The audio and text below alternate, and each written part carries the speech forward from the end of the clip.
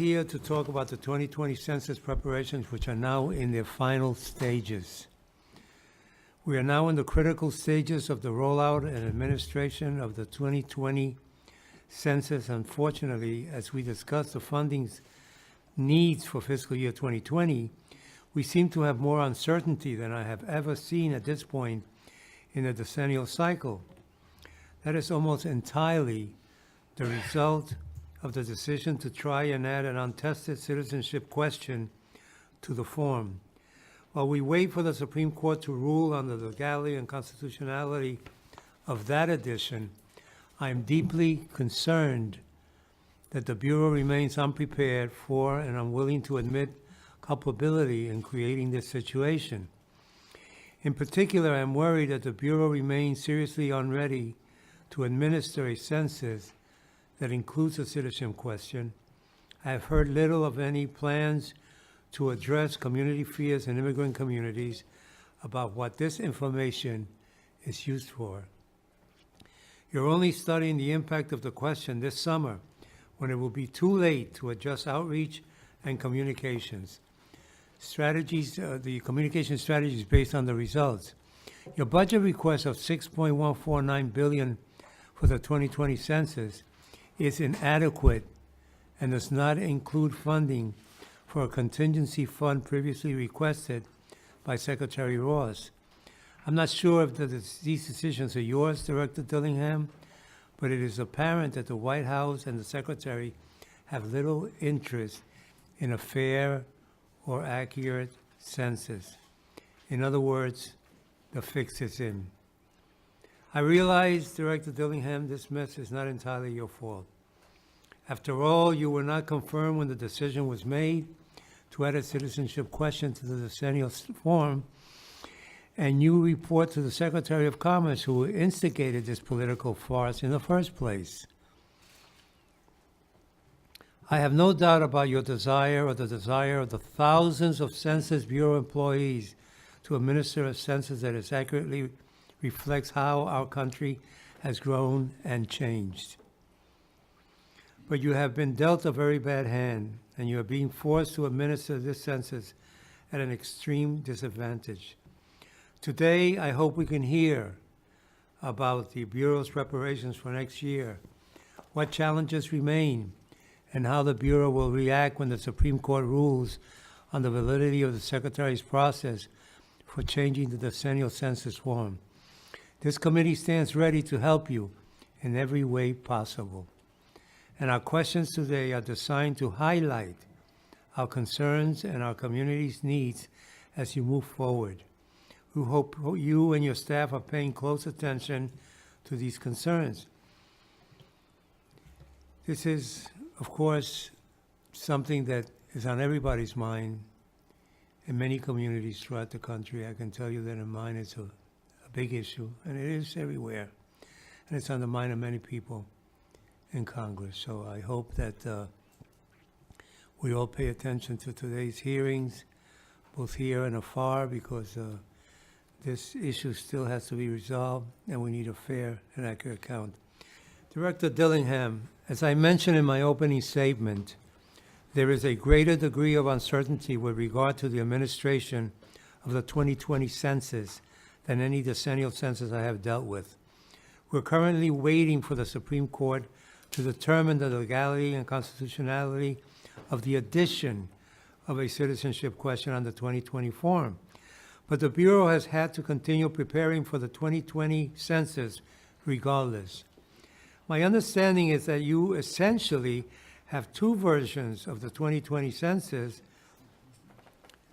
ready to go for printing. However, what is less clear to me is whether your outreach, communications, and partnership activities also have two parallel paths.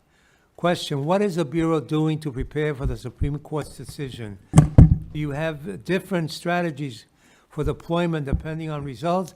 And can you share those changes with us today? Thank you, Mr. Chairman.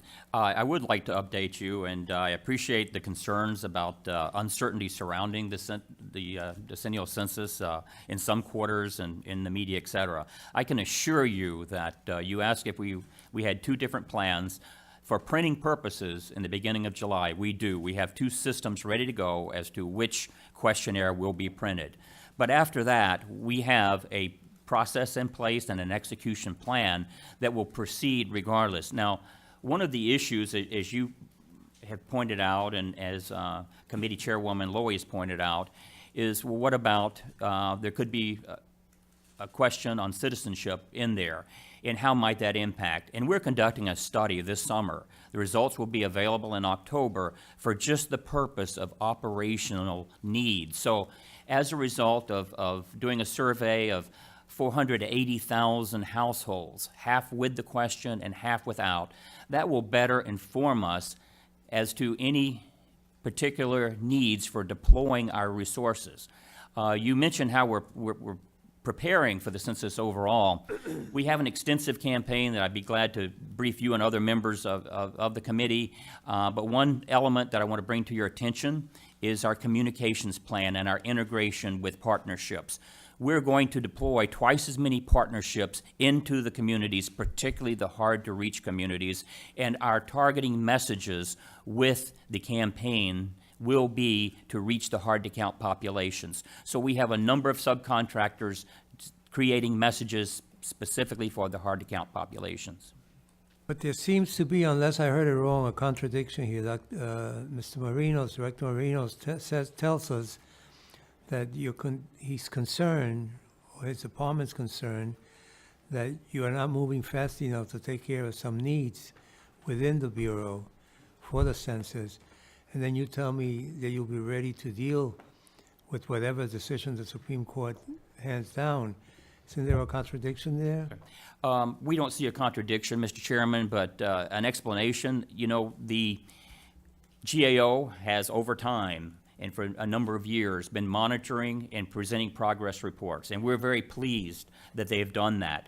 We're also pleased with the Inspector General, with the Congress and others, the department leadership. We have a number of people looking over our shoulders as to where we are. Now, most recently in today's testimony, the GAO has highlighted 4 specific areas which were mentioned in their comments, and that is the areas of innovations and some of the challenges there with implementing IT, with making sure we have the cybersecurity safeguards, and also in our cost estimates and cost control measures. The first, when we were placed on the high-risk list, which was deservedly so, this is one of the largest projects, one of the largest hirings of civilian employment since World War II, and it happens every 10 years, as you're well aware from prior censuses. This is a mammoth operation. It deserves special scrutiny, and it deserves the resources that are needed to get the job done. So yes, we're on the high-risk list. I expect we will be on there until we complete this census, and every census will probably be on the high-risk list. That being said, the 5 areas of improvement the GAO previously pointed out, with the leadership, with the capacity, with the action plans, with the monitoring, and with demonstrating results, they say that we have made substantial progress, and on the leadership, they said we have met those needs. Now, today, we're still focused on continuing needs. The 4 that I pointed out with the innovations, this will be the most innovative census by far. It's a sea change from prior censuses. We will be collecting most of the information during this census electronically. That is a major change. It has always been on paper. A substantial amount will still be on paper, but we are collecting information by the internet, by phone, and our enumerators will have electronic devices. So it will be more efficient, and there will be challenges, and there are challenges. We are meeting those challenges. We have identified more than 26,000 tasks as a part of this census with tens of thousands of relationships. Nevertheless, we monitor on a weekly basis more than 100 of those critical tasks and activities, and we do color-code it, as GAO points out. Some are in yellow, and actually we have sometimes some in red. So that is a process by which we look at all these important tasks. We give them a green or shades of green, and if it needs management attention, we put it in yellow, and if it's more than 9 days late, and this has been going on for several years, we put it in red to make sure we get the people and the resources assigned to that particular need. So we're very pleased. We're going to be busy. We're going to be fulfilling these needs. We're going to continue to make progress up until the completion of the census, but there's a lot of work yet to be done. That is correct, Mr. Chairman. Director, your budget request for the 2020 census is $6.149 billion, which is significantly less than your life cycle cost estimate, and does not include a contingency fund that the Secretary had previously asked for. Given the uncertainty and controversy surrounding this census under this administration, how can you justify these proposed reductions? Mr. Chairman, let me thank you for asking that question, and let me thank the GAO, who is always encouraging us and pointing out the wisdom in having a complete and accurate cost estimate. And we do go through the process and use the procedures prescribed by the GAO, very elaborate procedures to making sure that our cost estimates are well documented, that they're accurate, they're credible, and that they're comprehensive. As you pointed out correctly, the earlier estimate for the total cost of the census was at about $12.5 billion, and that was in 2017. The Secretary, when he came in, he wanted a reexamination of that and wanted to make sure that we had sufficient resources to get the job done. As a result of that, both the Census Bureau and the Department of Congress applied their best talents to that process, and they developed and they reconciled an independent cost estimate. And that independent cost estimate was $14.1 billion. And then the Secretary subsequently, based on his business experience and business acumen, wanted even that re-examined and to see if there might be a need for additional funding. So there was a $15.6 billion life cycle cost estimate that was developed. And it really was an extension of the independent cost estimate with adding some additional contingencies. And those contingencies were considered to be the unknowns. What if something that we can't project happens? Example might be a natural disaster, something of that magnitude. Would it be advisable to have funds built into the budget for such a purpose? Well, the current budget request is built on the $14.1 billion independent cost estimate that the Bureau and the Department had agreed to that followed the GAO guidance. Over time, built on successes and time-tested operations, some of the built-in contingencies that we had expected did not occur. So now we're at the stage of execution. So now we're less than a year away. We haven't incurred those contingencies, yet we still have a little over $1 billion in a contingency fund. So if, as a result of our current research this summer or other factors, we have to shift some areas of responsibility, some priorities, we do have basically $1 billion in contingency funding, and some of that comes from the carryover funds that this committee had approved for us. So we currently are very confident, based on our experience and considering the contingencies and rationale built into the independent cost estimate, that it can get the job done. So we can get the job done. We're projecting getting the job done at $14.1 billion total life cycle cost built on the independent cost estimate, but it is at a total figure that was below what had been considered. So we haven't had those contingencies. We don't think we're going to experience those contingencies. We have a contingency budget that we think can accommodate some variations in the self-response rate, which is one of the primary considerations, and that's why the current budget request is based on, consistent with the $14.1 billion independent cost estimate. Well, it's very important, Director, that the Bureau stay in touch with us and with our staff to let us know how things are going, because what we don't want it as legislators, staff doesn't want it, and you don't want, is for people to say we shortchanged the census after all the fuss we made about getting a fair and accurate count. So please, don't be, I can't believe I'm saying this, don't be shy about asking, okay? Mr. Chairman, we appreciate that. I didn't say that. Director Dillingham, a critical component of adding a new question to the census testing is testing it. Unfortunately, the citizenship question will only be tested for the first time this summer, with results that will come in too late to mitigate impacts. What is Commerce's plan if the results of this test conclude that self-response rates in 2020 will be far lower than what it's currently assumed and budgeted for? For that matter, will the test be canceled if the Supreme Court finds that the citizenship question should not be included in the census? Mr. Chairman, we think the tests that we're doing this summer and the research and analytics associated with it are very prudent, because we want to see if something that we had not projected occurs in administering the census with the question as well as without. This test will be completed regardless. It's going to inform us to the future. It will provide very valuable information, but it was instigated for purposes of operational needs. If we see an area in which we need to devote more resources, that is what we intend to do. So we think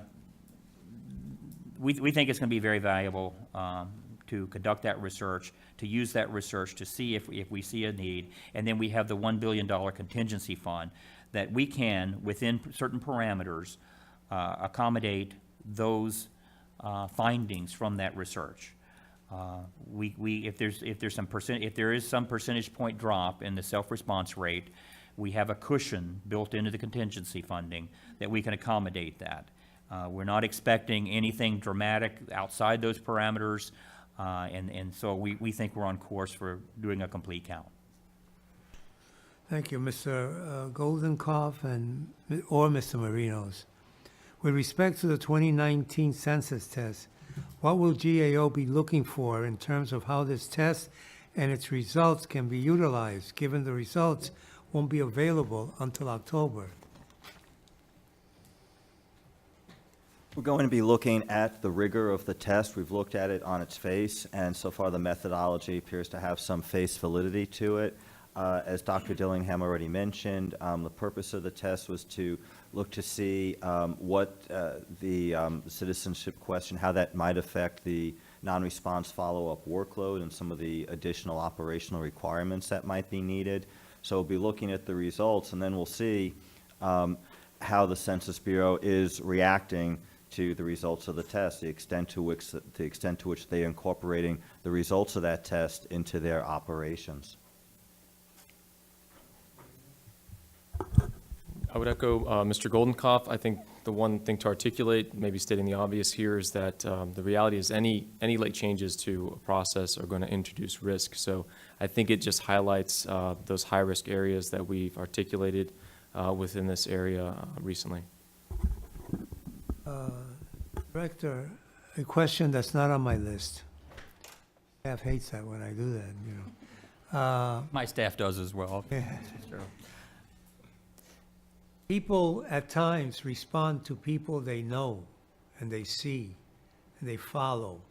So will you be, in your advertising campaign, or will the people that you hire for the advertising campaign be willing to look at, you know, professional athletes, people in the Hollywood community, you know, Broadway people, just to say, listen, I'm so-and-so and you should be counted? Mr. Chairman, we'd like to brief you on that campaign, where we are, and especially as we have some of the products to share with you. I can say that a lot of thought is going into just that. We do, particularly with some of our subcontractors that are focused on hard-to-count groups and special groups, trying to determine who is the trusted voice for that community. And I am informed in various instances with some of those communities, they have identified people they think are trusted voices. Some might be from the might have a background in athletics or similar types of, they're well-known in those communities. At the same time, we have to be very careful with doing that because sometimes a public persona, the image or the activities can give rise to unknowns in that area. So it's a trade-off. We're looking at trusted voices, but particularly in administering our campaign at the local level, we want local trusted voices as part of our partnership arrangement. So the mayors that I have visited with, and I will be going to the mayors conference, the ones I have talked with are all on board for partnering with us. But the national figures and those associated with certain communities, we are examining that, and I expect there will be some of that, and particularly people recognizable in those communities. I don't want to get into any of those communities right now because nothing's been finally settled on. Okay. I can tell you, for instance, that in the Latino community, Univision and Telemundo last time, I don't know if they were subcontractors or what, or they took it on their own, but it was a huge campaign where they would, every 10 minutes, they were telling people, count yourself, and explaining to them the importance of it and what it meant, you know, and the fact that that information could not be shared and so on. So And I think you'll be seeing that again in this decennial census. I encourage you as chairman of this committee to go to Alabama. But you know, the ranking member brings up an interesting question, though. People who know me know that it's very hard for me to do one hearing without mentioning Puerto Rico, Frank Sinatra, or baseball. So there are baseball players who come here April 1st when the season starts. They stay here till September. If they're lucky, they go into October, right? And some of them do that year after year after year. Do they get counted here?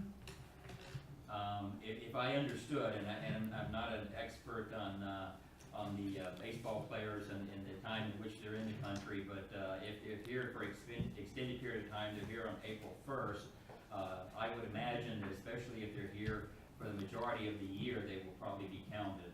But I don't hold me to that because I don't know, you know, how hard they are to catch. You know, I'm not sure we can. Oh, that's a nice pun there. Some of them are very difficult at catching, yes. Well, anyway, they show up in February for spring training, then they don't leave till the end of September, and some stay till October. And if you've got a good career, you do that every single year. I would imagine. And then you have thousands in the minor leagues in the same situation. Just not an important question, but a fun question. It is important to them, perhaps. Yes, right. How does Commerce intend to use the data provided by DHS for its decennial operation? Mr. Chairman, as I mentioned, by law, Congress has provided that we will, to the maximum extent possible, use administrative data, particularly for, I call it quality assurance activities. So we receive data. We receive sensitive data. Census Bureau has special statutory authorities, and we use that data to make sure that our censuses and our surveys are accurate and complete. So the data comes in, the data does not go back. So if DHS provides us with data, we will use that data for our purposes, but we do not send data back to those federal agencies. But you can see where this adds to the issue. I mean, certain bells go off when you say citizenship question, and other bells go off when you hear DHS will be providing information to the census. This is going on in prior years, prior censuses? I can't say historically how, but I can say there are other sensitive data sources where we have the same issue. In this forum, but it's well known. We have access to certain Social Security and IRS data for purposes of verifying our data, but it's a one-way street. That data comes to us, and we use that data for, I'll call it quality assurance purposes, and the data does not flow out. Okay, so we don't know if it's been done before in other censuses. With DHS, I would have to check to see when that started. That's important because there will be a concern of some people if that gets published a lot. You know, there are people here that are going to publish it right now. Recognizing you may intend to use the data as administrative records toward identifying non-citizens' locations at the block level, wouldn't this exercise eliminate your need for a citizenship question on the 2020 census form altogether? Mr. Chairman, the need and the decision to have the citizenship question is before the Supreme Court, and what we have to do as an agency and what I have to do as the director is not to take a position on the inclusion of that question, and we're waiting for the court to decide the question. Let me just ask something. This will be my last question, Mr. Adderholt, if you have any questions. Something I've asked for a long time, and I've gotten various answers that all mean no. But if you're an American citizen living in Puerto Rico, which is almost redundant if you were born there, right? You don't get counted. You get counted in Puerto Rico, but you don't get counted in the final number as to what the population of the United States is.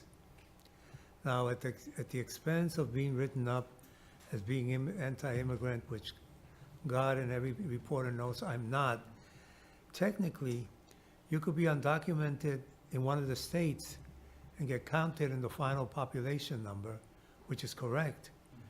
But you're living in Puerto Rico, Virgin Islands, Samoa, Guam, the Northern Mariana Islands, and you won't get counted in the final number. So when we say, for argument's sake, the United States has 350 million people, not really. It's got closer to 356 or 57 because those folks don't get included. Have you heard anything during your tenure there as to Serrano's mantra on including everybody under the American flag? Mr. Chairman, I have Notice heard. how I said it. Everybody under the American flag should be counted. Sure. There are people in Europe, as you know, that are allowed to vote in our elections because they're Americans living in Europe. I don't know what that arrangement is. I also understand that they get counted in the census, and yet they're not living under the American flag.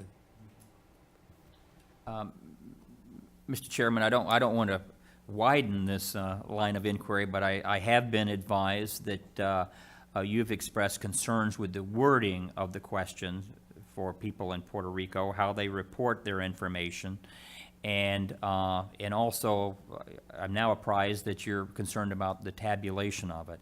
Now, on the wording of the question, the information that I received was that the current wording of the question was developed by people that, researchers that were studying it to improve the response, and that in fact it has done that.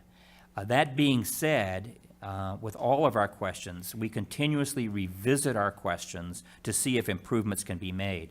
And I would say the same holds true for the tabulation of our data. I am not specifically aware, and would be glad to work with you and your staff on your concerns with the tabulation and whether there are ways that we might be able to be of assistance or even to reconsider some of those practices. So we're very open. We're open with all of our questions. We're open with all of our tabulations for areas of improvement, and I'd be glad to work with you and your staff in looking at that. Well, I'm glad to hear you're open, but I think one of the answers we got throughout the years, and I probably shouldn't tell you this, but somebody will tell you, a lawyer will tell you, was as the Constitution says, count people amongst the states, which speaks to the citizenship question, right? People, not citizens. But on the other hand, these are territories. But I'm not sure that when that was written in the Constitution, there were people thinking ahead to the fact that someday you would have territories with citizens living in those territories and people who are born, as I was, an American citizen. I was born no different than someone who was born in New York, than my son who was born in New York. Mr. Chairman, again, we'll work with you on that. I can't promise you that if something has constitutional underpinnings that I'm in a position to change it, but we'll Shouldn't have look and see what mentioned we that, can but- do. Yes, certainly. Well, Mr. Alaho? I want to thank you for coming here. As you know, we pay a lot of attention to the census. All Americans should. Sometimes I wonder why some folks in some states go out of their way to defund the census and so on, when it actually helps them if everybody got counted.